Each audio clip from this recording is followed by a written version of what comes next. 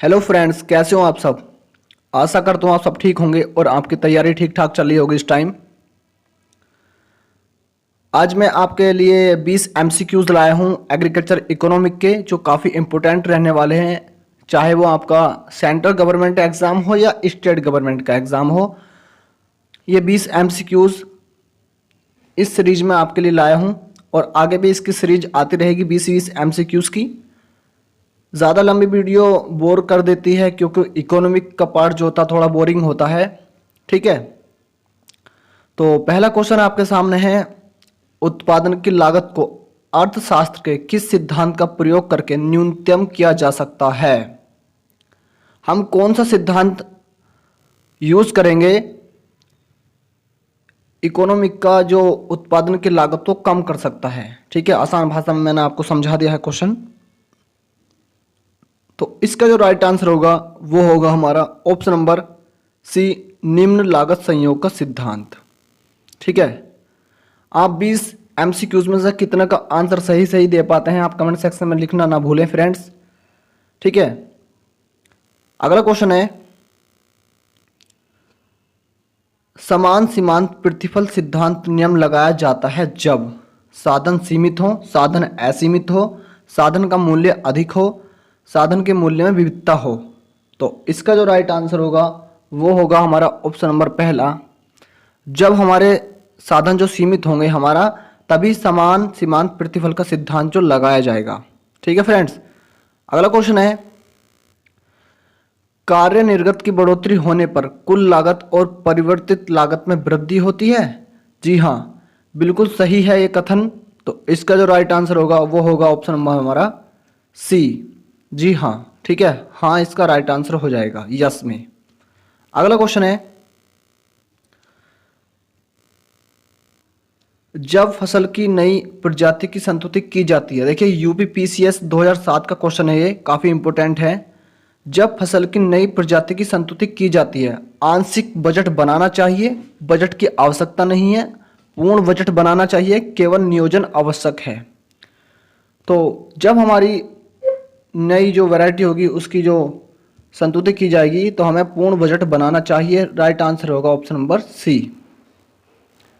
Question number 5 है, संचालन कार्य का वार्षिक तिथि पत्र बनाने का मुख्य उद्देश्य है। संचालन कार्य का वार्षिक तिथि पत्र बनाने का मुख्य उद्देश्य क्या है? मनुष्य तथा बैलों की परिश्रम की आवश्यकता का आंकना। राइट आंसर होगा option number C. Question number 6 है, फार्म योजना उत्पादन के विभिन्न कारकों की तथा कार्य क्षमता की उपलब्धि पर निर्भर करती है। ये हमारी सत्य पर निर्भर करती है। अगर हम सत्य से काम करेंगे अपना, ठीक है, तो हमारा जो फार्म का उत्पादन होगा वो भी बढ़ेगा और जो हमारी जो आय होगी, वार्षिक आय किसान की, वो भी बढ़ेगी। ठीक है फ्रेंड्स, अगला क्वेश्चन है, फार्म आय व्यय का वह पत्र जिसे फार्म प्रबंधन के विश्लेषण के लिए प्रयोग में लाया जाता है। जी हाँ, ये बिल्कुल कथन सत्य है और पहला इसका राइट आंसर हो जाएगा। फार्म का जो आय व्यय का पत्र होता है ना, तो हमारा जो फार्म का प्रबंध होता है उसका हमें विश्लेषण करने के लिए होता है कि हमें फार्म पर लाभ हो रहा है या हानि हो रही है। ठीक है, उससे हम अंदाजा लगा सकते हैं इस पत्र के द्वारा। तो आय व्यय का जो पत्र होता है उससे हम अंदाजा लगा सकते हैं कि हमारा जो फार्म प्रॉफिट में जा रहा है या लॉस में जा रहा है। ठीक है, अगला क्वेश्चन है, मिश्रित खेती उसे कहते हैं जिसमें सारे फार्म में मिश्रित फसल बोई जाती है, केवल दूध देने वाले पशु पाले जाते हैं, दूध देने वाले पशु द्वारा 95% आय प्राप्त होती है, शस्य उत्पादन और पशु उद्यम साथ साथ होते हैं और दोनों से संपूर्ण आय का 50-50% प्राप्त होता है। तो इसका जो राइट आंसर हो जाएगा वो होगा हमारा ऑप्शन नंबर डी।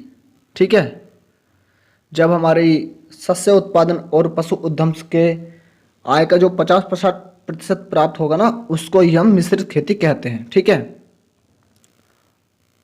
अगला क्वेश्चन है, फार्म का प्रबंध जब सरकारी अफसरों द्वारा किया जाता है तो उसे कहते हैं काश्तकारी खेती, पूंजी खेती, राजकीय खेती, सामूहिक खेती। तो इसका जो राइट आंसर होगा वो होगा हमारा ऑप्शन नंबर सी, राजकीय खेती। अगला क्वेश्चन है, जब किसी परिसंपत्ति का अवमूल्यन उसके पहले मूल्य को उसके जीवन काल से भाग देकर गणना करते हैं उसे क्या कहते हैं? पूर्व मूल्यांकन विधि कहते हैं। राइट आंसर होगा ऑप्शन नंबर इसका बी। ठीक है, अगला क्वेश्चन है, 8वीं पंचवर्षीय योजना के अंतर्गत कृषि कार्यक्रमों में किस फसल की उत्पादन बढ़ोतरी का विशेष बल दिया गया? तो ये दिया गया था हमारा फल, सब्जी तथा दलहनी फसलों के लिए। राइट आंसर होगा ऑप्शन नंबर इसका सी। फ्रेंड्स, 8वीं पंचवर्षीय योजना का कार्यकाल क्या है आप कमेंट सेक्शन में बताएं। ठीक है, आपके लिए क्वेश्चन है एक छोटा सा। अगला क्वेश्चन है, उत्पादन का स्तर मिलता है उत्पादन की पहली अवस्था, दूसरी अवस्था से, उत्पादन की तीसरी अवस्था से, उपरोक्त में से किसी में भी नहीं। ठीक है, तो इसका जो राइट आंसर होगा हमारा ऑप्शन नंबर बी होगा, उत्पादन की दूसरी अवस्था से हमारा मिलता है। ठीक है, अगला क्वेश्चन है, क्रमागत हास उत्पादन नियम के प्रयोग से लाभ अधिकतम होगा जब? तो ये कब होगा हमारा? जब सीमांत लागत सीमांत उत्पादन के बराबर होगी।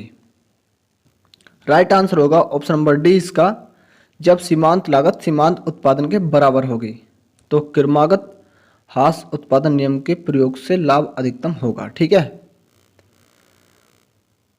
बहुत ही हल्का क्वेश्चन है, मृदा उर्वरता का ह्रास होता है लगातार फसलों के उगाने से ही, तुम्हें पता होगा सॉइल फर्टिलिटी लॉस होगी जब हम कंटिन्यू फसल उगाते रहेंगे। ठीक है, अगला क्वेश्चन है,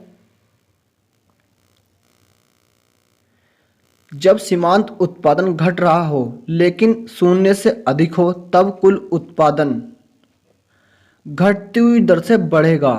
राइट आंसर होगा इसका ऑप्शन नंबर सी, घटती हुई दर से बढ़ेगा। ठीक है, जब सीमांत उत्पादन घट रहा हो लेकिन शून्य से अधिक हो तो कुल उत्पादन क्या होगा हमारा? घटती हुई दर से बढ़ेगा। ठीक है, अगला क्वेश्चन है, निम्नलिखित में से कौन सा एक उत्पत्ति के साधनों में सम्मिलित नहीं है? साहस, संगठन, भूमि, समय। तो हमारा उत्पत्ति के साधनों में सम्मिलित नहीं है, समय सम्मिलित नहीं है। ठीक है, अगला क्वेश्चन है, जब सीमांत उत्पादन लागत से अधिक हो तो उत्पादन निवेश करने से लाभ होगा, हानि होगी? लाभ और हानि बराबर होंगे, कोई प्रभाव नहीं होगा। देखिए जेआरएफ 2011 का क्वेश्चन है, काफ़ी इंपॉर्टेंट है, तो क्या होगा? लाभ होगा हमको। अगला क्वेश्चन है, जब सीमांत उत्पादन बढ़ती हुई दर से बढ़ता है तब? नेट 2017 क्वेश्चन है फ्रेंड्स, तो कुल उत्पादन बढ़ती हुई दर से बढ़ता है। ठीक है, राइट आंसर होगा इसका ऑप्शन नंबर बी, कुल उत्पादन बढ़ती हुई दर से बढ़ता है। ठीक है फ्रेंड्स, अगला क्वेश्चन है, अधिकतम लाभ होता है जब? देखिए जेआरएफ 2016 का क्वेश्चन है, काफी इंपॉर्टेंट है, अधिकतम लाभ होता है जब?